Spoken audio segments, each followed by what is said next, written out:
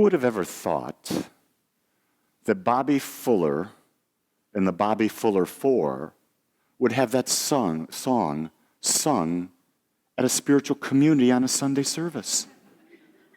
Who would have ever thought? So think about that. It's a simple lyric. I fought the law and the law won. We teach at Agape that there is a law. It's the law of cause and effect. It's a law that responds to you based on the predominant mental atmosphere that you have. And when you try to go against that law, you're screwed. There's no other way to say it. You can't beat the law. The law reads everything that you are and it creates for you. So we're in our relationship series. This is really our 5th week, but this is the 4th of the series because last week was the Q&A thing. I sort of took it in reverse because it made it easier with my trip to Maui to do it that way. But today we're going to talk about this idea of trust and commitment, because this is a really big thing. The more I talk with people, this whole idea of trust and commitment keeps coming up and coming up and coming up. So I want to give you a line that's in the wedding vows that I use in my ceremony. Do you commit yourself to his or her growth and self-fulfillment as a person? To me, this is the very essential nature and the only reason to get into relationship. It's about support and growth. And do you commit yourself to the partner's support and growth? And does that partner commit themselves to your support and growth? Because you wouldn't be in a relationship without that. So going even a little farther, we will only honor our commitment as long as we believe it serves us. So you think about people breaking their vows all the time. They're not breaking their vow. They're breaking their vows to the person, but they're not breaking their vows to themselves because they're only always going to do what serves them the most. This is one of the key things that we've never been taught. And I'm going to go on and give you one more. You can always trust that your partner will live to their perceived highest values or the habits of behavior which they believe serve them best. They will never live up to what you want. They will never live up to your expectations. They're going to live up to yours. And so I've been thinking about this all week. And I say, does this really apply in my life? So I got married at 21. I was really young. I didn't think I was young, but now I look back. That was like a third of my life, oh my God, it's too long to even count. But when I got married, I remember initially I had some values. I had the value of freedom. I had the value of being out from my mother's house and father's house. I had the value of getting Jean out from her mother's house and father's house. I had the value of getting out into the world and starting my career. And so those were my highest values. And I had the value of fun. Okay? And so wow, for the first 7 years, those values really worked. And at the 7th year, I sort of said, well, my values, it's not working anymore. And we almost got divorced. We almost got divorced until my mother planted a seed in and said, you will never find anyone more loving and giving than Jean, and you will never find anyone who will be a better mother to your children. Oh, all of a sudden she awakened, my mother awakened in me that having a family was a high value. And at that point I realized I was at the point where I could make a commitment to having that value, and then that made it easy for us to come back together. Because had it been without that value, we would not be together now. So having a family allowed me to continue going on. So my family was number one. So I did everything to have what I thought was the best family. I had the corporate job. I had this. I had that. Did all the things that I was taught that would be a good father. Now guess what happens? After you're a father for so long, your kids don't need you anymore. What happens then? Your values change again. And so now you have to look at it and say, well, okay, I committed to you to support and grow you. Then I have to say, well, what are my values? Well, my values took a completely different turn. I grew into the thing of spiritual self-actualization, uncovering who I was, I'd gone through the American dream, I got through the material aspects of life, and I said, this is all nonsense. This is not bringing me satisfaction. Because I see people all the time. I'm talking with people this last week. I had 3 different people approach me that are well into the millionaire status. And in the millionaire status, they had everything material that you wanted, and they were absolutely in pain and agony. It's because it's not what you have. It's who you are, and are you being yourself? Are you really being your authentic self? And that's what we did last week. We started the process when we did the workshop on how to determine what are your values. So when I all of a sudden realized spiritual self-actualization, I had to reformulate, does this woman, my wife, serve my values? Is it supporting and growing me? Because if it's not, I got to bid her adieu. I didn't say that, but it sounds good in the talk. But in that point, we found that our values both changed. Our both values changed to be, both of us wanted to be more spiritually self-actualized. And then I found that I wanted to be a minister. And then I wanted to start a community. And then Jean found that she wanted to be of service in a community, to give her gifts. And so now our values are that, so we can be together, and what we do is we support each other. You see, it's through our perceived values, and get this, habits of behavior. Sometimes the things that we live by are habits of behavior. They're not determined values, but if you have a habit of behavior and your partner changes or they're not supporting that, you're gone. If one partner has a value that they want to travel the world and the other partner, it's miserable for them, is that going to support them? No. You add on to that and you see how things can just build and build and build and build. The key thing here is, I really want to know, you trust. Trust is this amazing word, and it's just so critical in that trust is this. You will only trust someone else as much as you trust yourself. Ooh. Chew on that one for a while. Because if you're doubting your partner, you're doubting yourself inside. Because if you didn't doubt yourself inside, you wouldn't be doubting your partner, because you wouldn't be concerned what your partner does. That's the interesting aspect. If you understood complete trust of who you are in this moment, at this time, and you were connected with that part which is the divine, we call it the divine, the infinite part and presence, the uniqueness of who you are, if you were tapped into that, you wouldn't care. So I go on to this one. You can trust the fact that the person will never change to please another, will only change when they see the benefits for themselves. So ladies, men, if you want to change someone in your life and you present them all the benefits, guess what? You're presenting them the benefits from your values. You're not presenting it from their values. And until they see it as a value, they're not going to change. In fact, change is an inner-driven thing. It's not an external-driven thing. This is where most relationships, whether it be mother, father, son, daughter, whether it be marital or life partners, this is where everything goes astray. We want to change the person to be happy. What do they say? A man gets married, he doesn't want his wife to change. A woman gets married, all she wants to do is change him. I'm blessed that my wife never did that. Because one of the highest values underneath my top 5 values is freedom. I don't know, but I'm going to venture to guess that one of your top values that you don't realize underlying everything is your freedom. And that when someone comes and imposes their values onto yours, and you have a perception of no longer being free, that you're feeling constrained, you'll endure that for a while. And then eventually it's going to fester, and because you put it inside, it becomes repressed, and it gets deeper and deeper and deeper, and then what happens? Something blows and it comes out. Because we were born unique, whole, perfect, and complete to express life as only we can.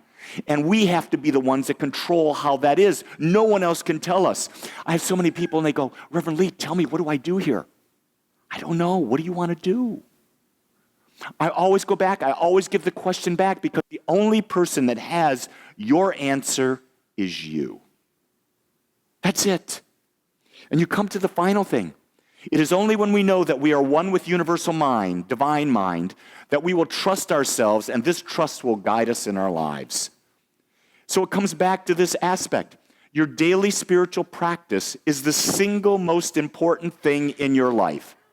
Because your daily spiritual practice will bring you into a state of oneness. In that state of oneness, you release your little self, you embrace your higher self, you release the little mind, you embrace the higher mind. When you embrace the higher mind simply feeds you every answer that you need. Step by step, the process unfolds, and all you have to do is one step at a time. We get hung up in society of saying that, wait a second, I got to have the end result. No, you're not going to ever have an end result because there is no end. This is the greatest lie that we've been told, that there's an end result. There isn't. There's always a next step. Even after you die, there's a next step. Because you are an eternal being that will be forever and ever unfolding in your uniqueness, and in that unfolding, there will be a next step. So all you're ever doing is taking a journey. The key thing is we miss out so much. Oh my God. I hear young couples and they go, I can't wait till we're married. I can't wait till we're married. And so everything becomes obsession over a wedding. And that obsession takes them out of being able to be fully present in the moment prior to the wedding. And then after the wedding, oh my God, I can't wait till we have a baby. And then they become obsessed with that. And the whole time is, you're unconsciously letting your whole life go by and you're not experiencing it. You're not feeling it. And what is it? There is only the now. We hear that all the time. That's all that exists because in the now, that's where you feel. I'm going to say this, and it's true for everyone, men and women alike. And this is the biggest single thing. Stop thinking so damn much. We overanalyze everything. We're constantly overanalyzing, thinking about things instead of feeling our way. Our feelings will guide us to that next step. We'll have a thought. What does your feeling say about it? Yes, take the step. What you have a thought. The feeling says, don't take the step. You see, the feeling will tell you. What the mind does is the mind rationalizes everything. The mind can find a way to justify anything and everything because the mind is clever. That's what the ego is. The ego is this rationalizing part of us that can justify anything. But your feeling nature is your intuitive nature. It is the divine nature within you. It is your guidance system. It has always been there, and we've been told to put it in our pocket. Hide it. Bury it under a corset.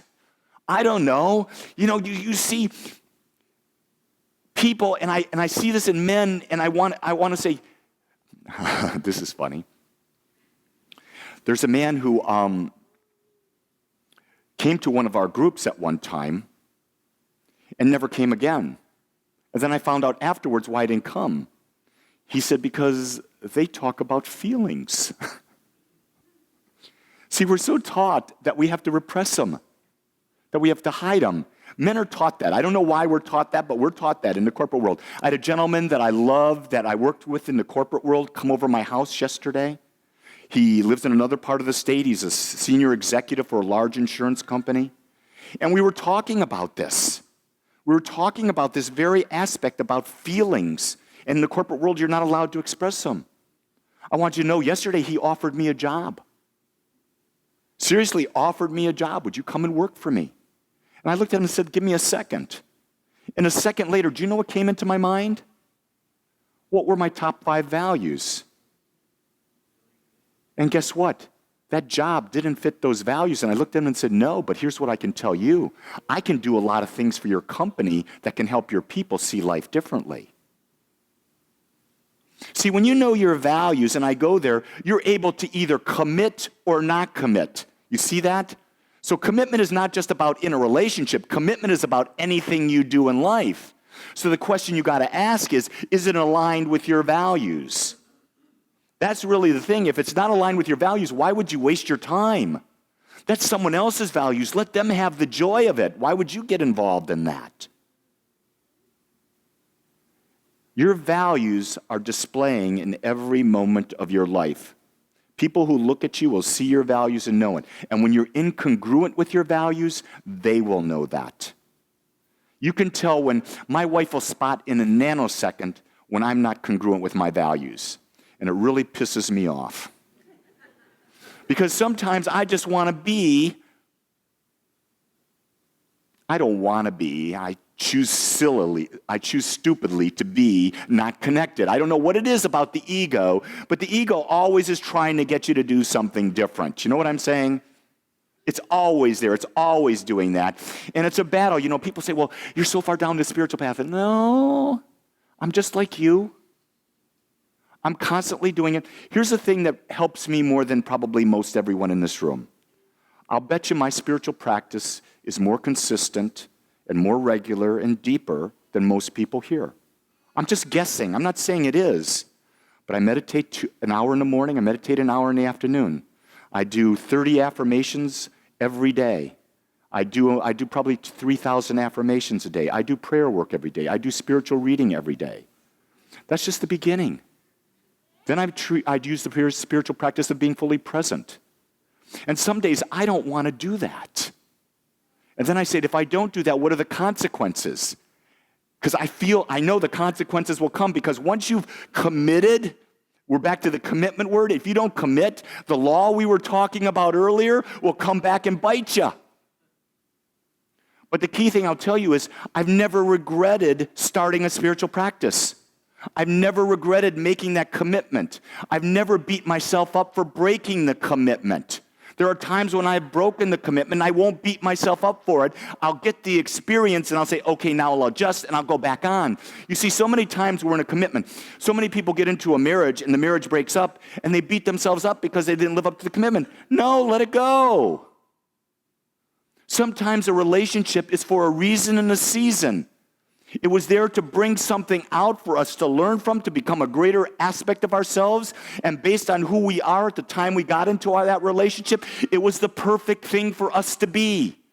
It is not a commitment until death do us part. It is a commitment as long as we support each other's values. You see how that's so different? So we've got to question everything. We've got to question this whole thing. You get into this whole thing in the society right now about we make a commitment, so to speak, that when we come to the United States, every time the national anthem comes, we're going to stand up and we're going to cross our heart. We're going to say the national anthem. Am I right? Did you consciously ever read all the lyrics in the national anthem? Have you consciously read them? And the answer will be no. Do you know there's a whole verse in there that talks about slavery? So here are all these people condemning a man for sitting during the national anthem, and he was sitting there because in his values, equality is the number one thing, and he says, I'm not going to sacrifice myself for the values of others. Isn't this Constitution that we live under totally about individual freedom? Amen, brother. It's all about freedom. So why are we condemning? Why are we judging? The second we judge that man for what he did, we are no longer self-loving. When we are no longer self-loving, we are no longer agape. And what the hell are we doing? We're setting ourselves up so others will judge us. So I'm saying before we go condemn everyone, we don't know what they value. We don't know how they're seeing things. And we've got to take time and allow people to be that. If they're not killing anyone or hurting someone, why do we need to have an opinion? I'm asking you to make a commitment to see life differently. I'm asking you to make a commitment to open your eyes and see beyond the illusion. You see, this world is an illusion that we create through the perspective of which we talk about. And we're always looking at the illusion through the filters that we put there. If you're in a state of dis-ease or lack of health, it's because you've got a filter in your mind that you're not connected with the divine. And when you're not connected with the divine, then you're going to have disease gradually enter into your body. If you're not experiencing abundance in your life, you've got a filter going on saying that I'm not worthy of having this in. We've got to get rid of that filter. We've got to be able to say, wait a second, I am one with all that is and one with all that is. Because I'm that, there's a commitment to me that being one with all that is can be mine. And remember, when we want something, all we ever want is the feeling of it. It is not a thing itself. When you have your top values, what does it feel like to be self-actualized in spirit? What does it feel like to grow a magnificent spiritual community? What does it feel like to teach self-love? What does it feel like to be health and well? What does it feel like to be financially independent? When you get that feeling, you start to exude that energy, and that energy says, bring it on. And it comes to you. But when you're focused on what you don't want because you don't have it, you're attracting more of what you don't want. Anytime you're complaining, you're attracting what you complain. How many people here, don't raise your hands, have made a commitment to complain all the time? Oh, there's a ton of people that are constantly complaining. There's a lot of whining going on all over the place. And I didn't bring cheese, so because I didn't bring cheese, you can't whine today. He got my joke. Thank God for him. The little guy gets it.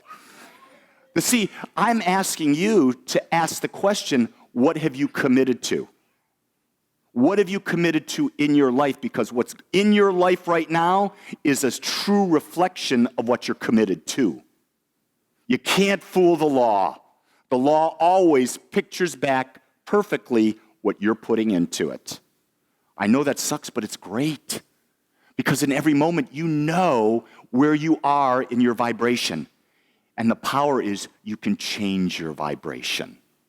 One of the things Tony Robbins teaches, and I love this, if you're feeling low and you got your arms crossed like this, and there's several of you that do, take your arms, uncross them, put your chest out, stick it out. That's a girl. Do you feel different? Notice how there was an immediate shift in your thing? Your body can be used to shift your feelings inside. When you shift your feelings inside, your mind starts to shift and you start attracting new things to you. We've got all these tools, we just forget. And you see, this is why you come into community.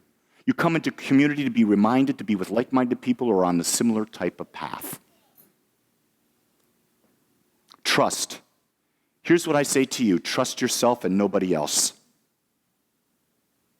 Because if you trust yourself, and you trust yourself beyond anything, you can trust everybody else. You see, the key thing is the work is always with yourself. It's never with another. Your spiritual practice is always about yourself. Treating yourself healthy, it's always about you. Treating yourself emotionally, it's always about you. Why? Because when you create an energy, the energy that you create becomes out and it magnifies out. And when people come into that sphere of energy, it will impact them. That's how you change the world. Because you can't change people, but you can't change yourself. I'm asking you today to commit to you. To finding out who you are and committing to your highest expression.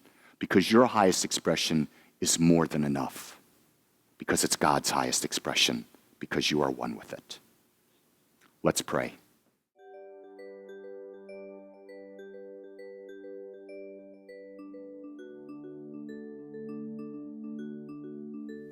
I want to thank you for joining us today. I am so grateful that you took your time to watch or listen to this message. If you found this message beneficial, I would ask you to go to our website. Once there, click on the Contribute button and experience the joy of conscious and purposeful giving.